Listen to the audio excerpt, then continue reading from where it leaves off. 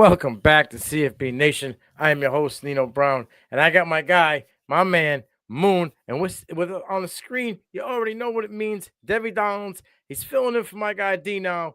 Yes, Moon, how we sir. doing? I'm doing great, man. Excited to be back again for Devy Dollins.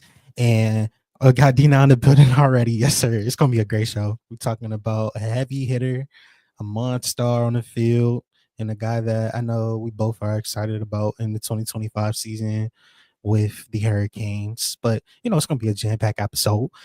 How are you Absolutely. doing, my guy?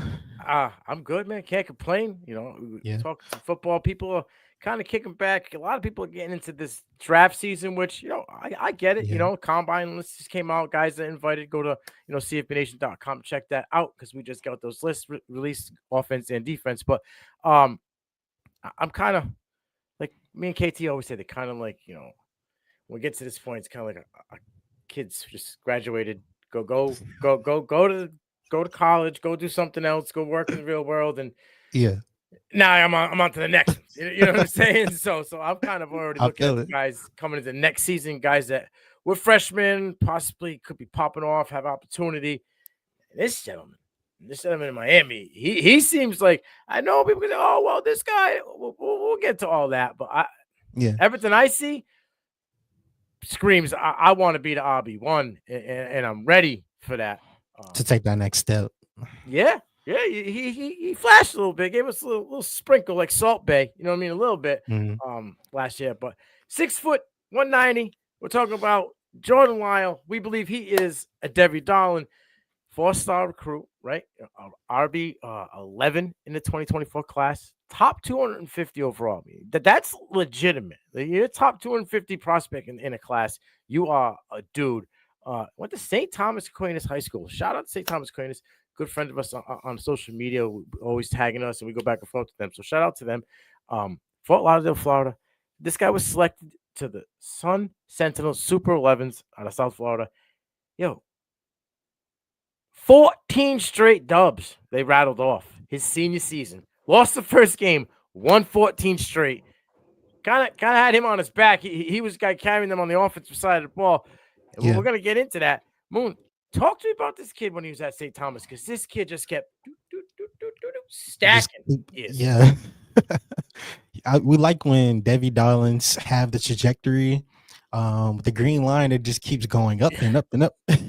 And he is hitting those marks, man. As a sophomore in 2021, he worked in the rotation for Florida's 7A state champions, and he totaled 225 yards and 2 touchdowns on the ground, averaging 6.6 yards per carry.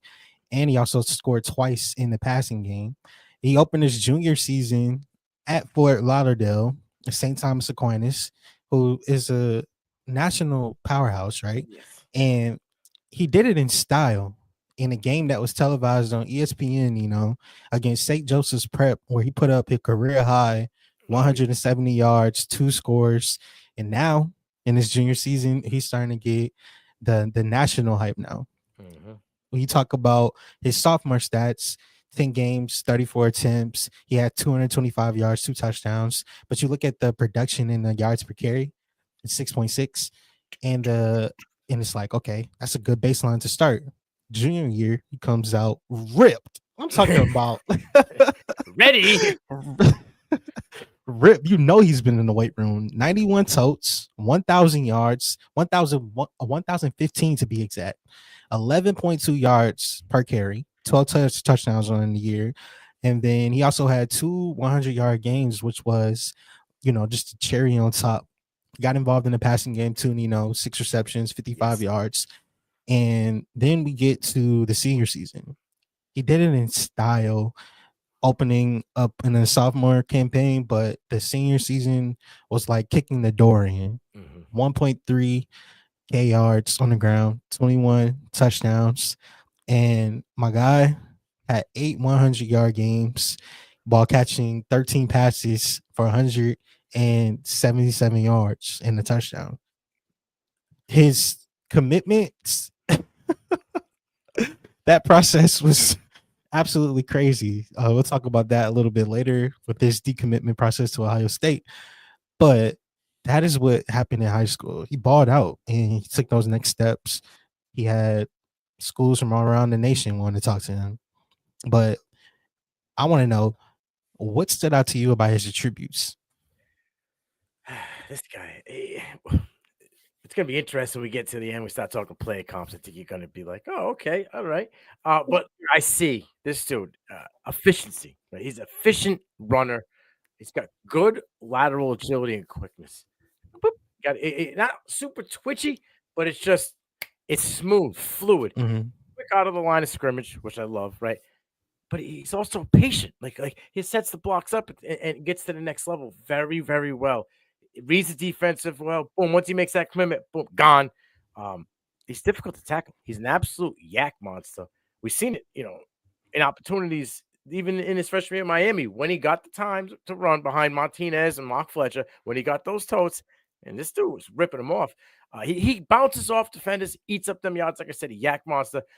Doesn't have that like top end speed where he's just gone. But when he gets loose, bro, watch out. I mentioned at the top of it. He's got that good hip fluidity and he's got some hands. Now, in high school, they didn't really use him out of the backfield as much. He flashed a little bit, but this dude, if given to be that guy, the guy that's going to be the RB1, going to be, 60-40 roll split, I think this guy is going to be a dual threat back, and it's going to be a guy that's going to assert himself not only the ACC, but in this whole college football nation as it is as a whole. He has all, like I said, if he checks all these boxes, he has all the attributes to be a dude. I just love how in the open field he's an absolute playmaker. But he's always looking for not just the next move, the move after that. Well, you're trying to while DBs and linebackers looking at him like, all right, what's his next move? He's already set up you up looking at the move after the next move, which is what I love. Right. But yeah, let's do a stacked offense. I was hyped, bro. Ohio State. I'm like, okay, this is I'm sure all Ohio State Buckeyes fans were hype. Well, this was before the James People commitment, right? Because People was late. He committed he was one of the last backs in the class to commit. I'm like, all right, maybe he's not going to go to Ohio State, and Jordan Lyle is just going to, right after Judkins and Henderson go, here we go, baby. We got a dude that can just fill this role.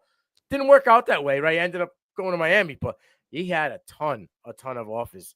And this is one where I think I always say the services probably didn't get it right. I think they might have got this guy right where he kind of fell in this pack in the class. He has a chance to end up probably being maybe top 5 in the class after all said and done. But I think where he was going easily, Jordan Lyle, easily. Because I know. Go ahead. I was just gonna say that I know that the recruiter, Tim Harris, he's not gonna let that man go. No. He's not gonna let that man go. Yeah, Tony Alford was all on him, man, when he was at Ohio State before he went to, at Michigan. So, like, that's a dude. And he just recruits straight dogs at running back. You know what I mean? Like, Lyle was in. If Peoples didn't commit to Ohio State, we might be looking at a dude that's ready to go for about 15 to 1,600 this year at Ohio State. I think he's going to go off like that for that much anyway. But when you're doing it probably for the number 1 team in the country, you get a little more eyes on you. It's different market, different exposure. Speaking of that, he got his early exposure. Penn State, Miami. Miami was one of the first schools to offer him and bring him in for an unofficial visit. Yeah, Marshall, Georgia, Eastern Kentucky, Georgia Tech, Nebraska, Pitt. And this is just in 2022, year of our Lord. 2023, UCF, Michigan State, Arkansas, Florida State, UCF, Oklahoma, Alabama. And I'm like Jordan got to be saying to himself, at least, and his family, like, we're getting perennial schools that are interested in our talents right now. We got to take this whole recruitment process seriously. And then Ohio State offered him the unofficial visit March 23rd. And now we start getting a little bit spicy.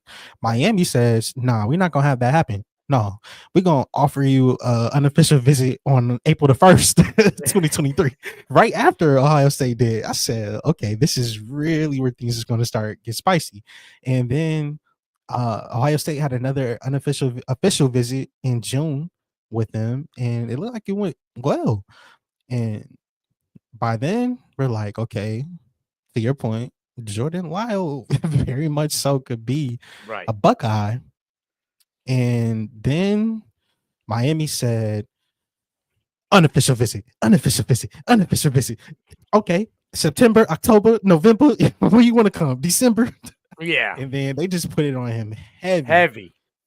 I mean, heavy. And then by the time we get to December, it was commitment. He gave his commitment to Miami. He decommitted on the same day from the Buckeyes in December the 18th, 2023. A day that's going to go down in infamy in I this wonder. Jordan Lyle story. I wonder how long it was after Peoples committed. You know what I mean? Where he decommitted and went, but because I was I got to go look. I got to go I look on the really timeline. thought it was going to be the Lyle show, like the Jordan Lyle show in Ohio. This kid could have been something special there. He's going to be something special either way. But like they had a guy, Peoples is. I get it. Peoples was a higher ranked running back, right? So he was top 3. He was the guy. But yo, we saw a little bit this year in Miami, bro. What he could do, like I said, behind 3 gentlemen, because AJ Allen.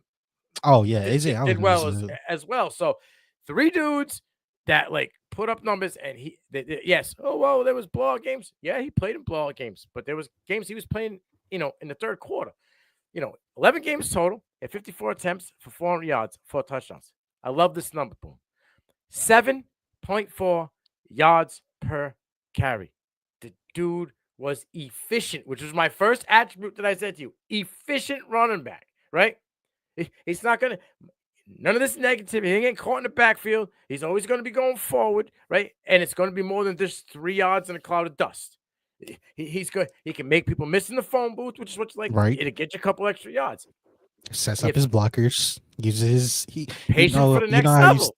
Exactly, because you know how you say he doesn't really have that top end speed. He makes up for it because he has explosiveness between the tackles and knows how to set up his blocks.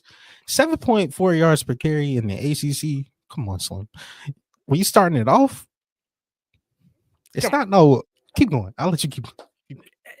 And then it just continues to give me like light bulbs of things. I'm like, okay, I love this because this is for next year when you have the opportunity.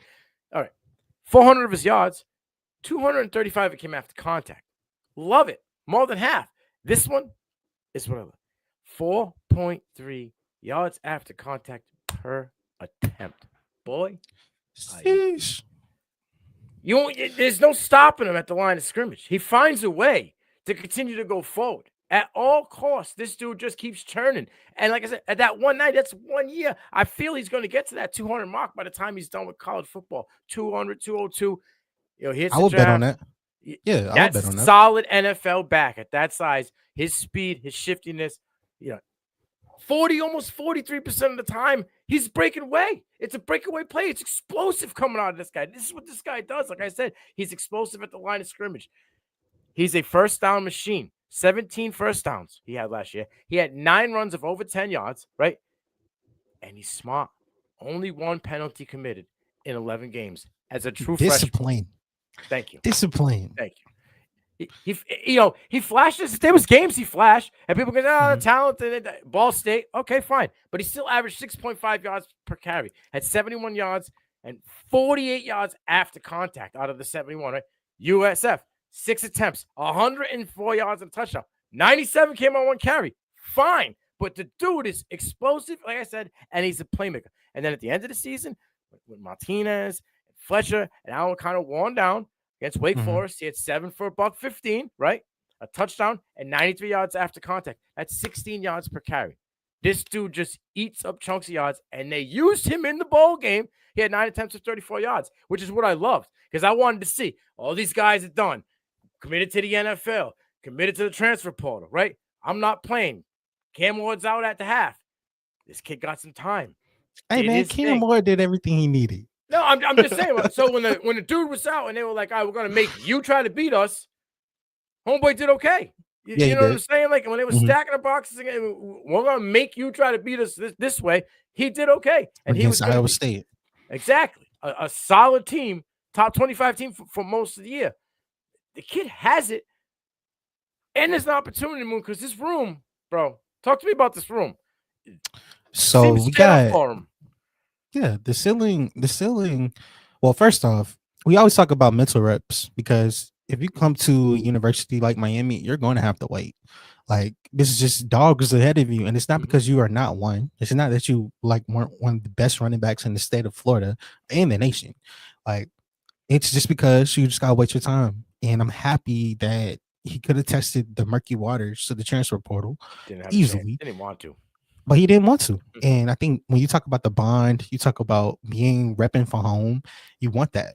And in this home locker room, Mark Fletcher, 112 attempts, 607 yards, 9 touchdowns, find the end zone with glory. 5.4 yards per carry. But the thing that we wanted to see more is ball security Mhm. because he had 3 fumbles. And those 3 fumbles is going to open up the door. It's going to open up the door. Gerard Pringle, Ooh. freshman, he was the number 7 running back in the 2025 class. Now, 4-star prospect, got to give him his due, top Mhm. 150 player overall. Mhm. However, he's in this running back 2 now. I'm room 2 now. Terrell Walter Jr. He had six attempts, 43 yards in 2022. We still don't know what he can be as a player, but he has a okay sample size. Chris Wheatley Humphrey, even less of a sample size, but he's still there. Jack Whitehouse is there too. So when I look at these players, Mark Fletcher Mhm. is obviously the main competition, but I'm not ruling out Gerard. I'm not. However, it's just going to propel him even more to stick out. They're going to be banking on number 2-1 in Miami to be the guy.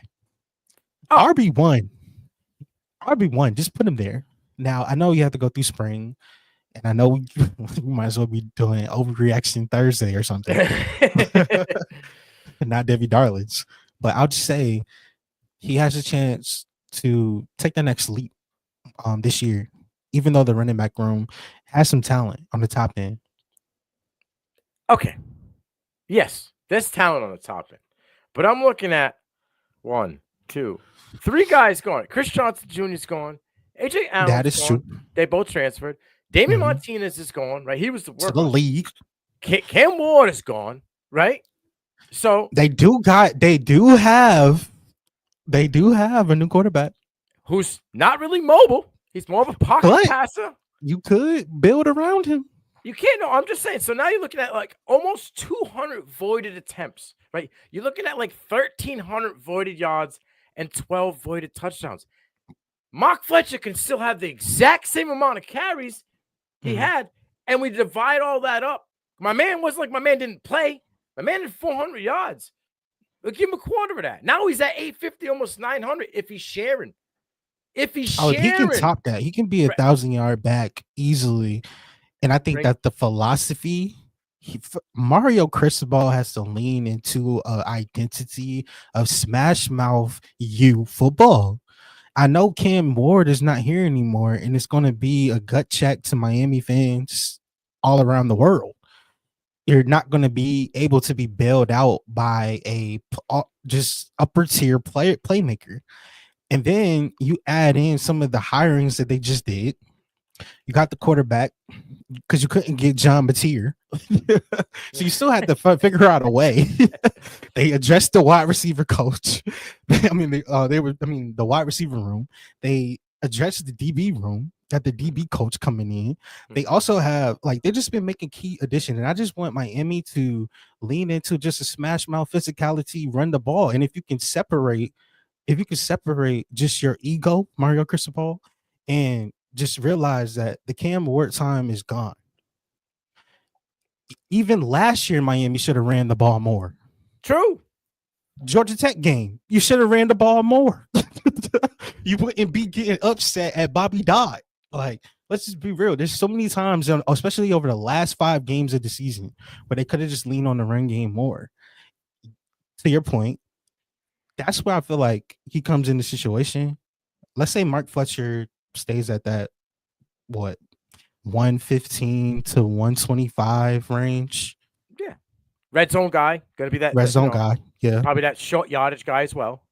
Yeah. But when you get 125 from our guy, I see him cracking. If he had 7.4 yards per carry last year, Mm-hmm. I can easily see that going up. And then you talk about the additions of Miami's offensive line. They're losing some talent. I get it. Jalen Rivers, I get it. Mm-hmm. But they still have consistency in that guard, and they're just going to pass down that from the lower classmen. We saw it the year before. Who's our guy? Center that went to that graduated. We interviewed him at the Yes. Senior Bowl. Yeah. I can't think of his name off the top But of my my head. point is, he came in. We was like, okay, who is going to be the next Miami offensive line? He said out his mouth, look out for Jalen Rivers. Yeah. We talked to Jalen Rivers last year, ACC media days. He says who's going to be. He said all them guys are some dogs. They come in and they compete. So I think there was going to be consistency in offensive line play. I just want to see, can there be consistency in Mario Cristobal and the play callers just putting ego to the side and saying, hey, bro, let's just cook with this running back room. When Beck was good at games last season and the season prior, run game was like, it wasn't his fault this year. There was a lot of injuries, but when they ran the ball well, Beck played well. You know what I mean? I don't think Beck is a guy that you can win with him throwing the ball 40 to 50 times. That's just something I don't think he can. Cam Ward is a guy I think you can win like that. Like I honestly think you can. As much as he's thrown the ball in 4 years of college football, 5 years of football, I just think he could throw the ball 40, 50 times, and you can win like that. I don't know. Ward is just good, like bro. Right. I'm not saying Beck's bad. I don't know if you could win in Miami throwing the ball 40, 50 times with Carson Beck. So I feel it should be that 60-40 when it comes run-pass game with Miami. And right. He had, what did I say? He had 54 attempts. That guy gets to 100, right? You double that over, bro. You already had 800. I think he gets to 100-some attempts. I think he does. I think they're going to split it. I think Gerard might get maybe 50 to maybe 40 to 50 attempts as a freshman to start it out. You know what I'm saying? And I think he's going to be the guy with the majority. I think Fletcher may get more touchdowns. Maybe not even. He may get more short yarded touchdowns. They may even out in touchdowns because this guy is explosive. So he might get these bigger run touchdowns, these 40-yard rips. You know what I'm saying? For touchdowns. You were right.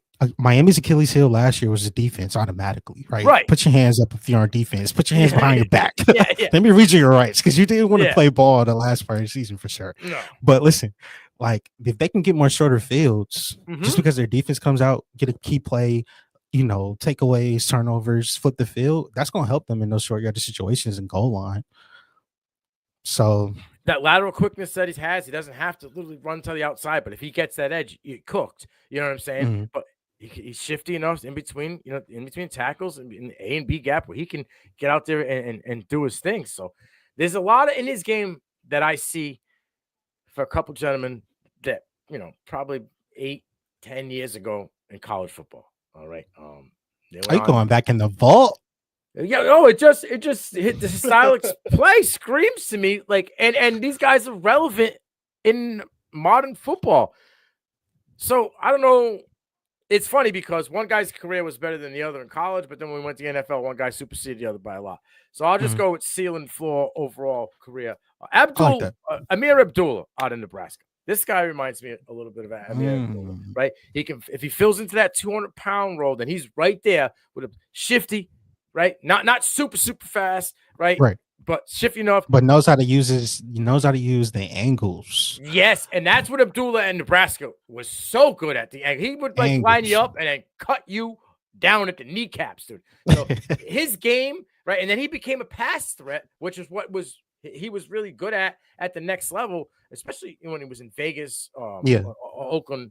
I think he played 2 or 3 different times with the Raiders. But his style ended up being a 2nd-round draft pick. Wasn't as, didn't have a 2nd-round draft pick career, right? But dude was a dog at college.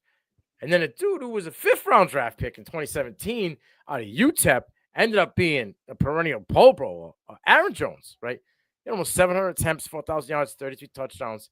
But this dude, had 70 receptions, 646 yards, 7 touchdowns receiving, just like Abdullah. They both had 70 receptions. Because I feel like he can be that type of guy. If he's given the RB1 role, I feel like Mhm. he can be that type of guy and can be that, like, especially college weight room, at least 2 more years, gets to that 200, doesn't lose any of his speed or shiftiness.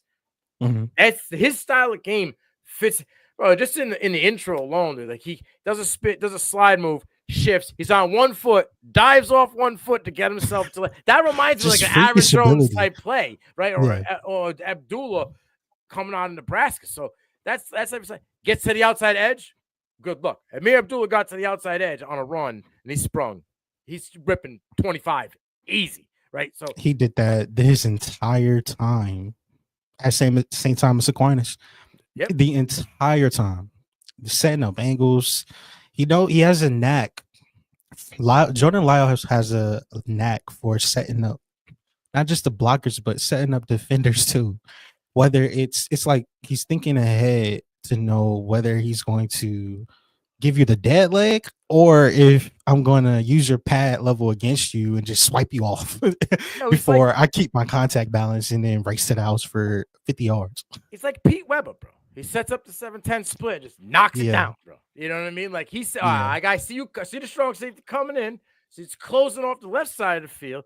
I see the linebacker cheating, but if I get him to bite in the inside, now they're both, you know what I mean? He just figures out a way and he's boom, boom, and I'm gone. Now I'm outside the hash and I got space and I can rip off another 15, 20. I think that this kid, you're going to hear a lot about him in the next coming months, but don't forget, Devy Don't forget. Dollins was the first guy. CFB Nation were kind of the first guys right now really talking about him when everybody's kind of talking about the NFL draft. I'm Nino Brown. That's my guy, Moon. Moon, take us away. Hey, make sure you check out dcfbnation.com. That's dcfbnation.com for all your latest in college football. We just dropped some articles up there today. My guy Nino put out the NFL Combine list, all the invites. Check it out. Share some names that'll intrigue you. And then we also got HBCU football that just dropped as well. Make sure you hit that subscribe button if you want to keep the conversation going. Appreciate everybody that tuned in. And we'll see y'all next Thursday.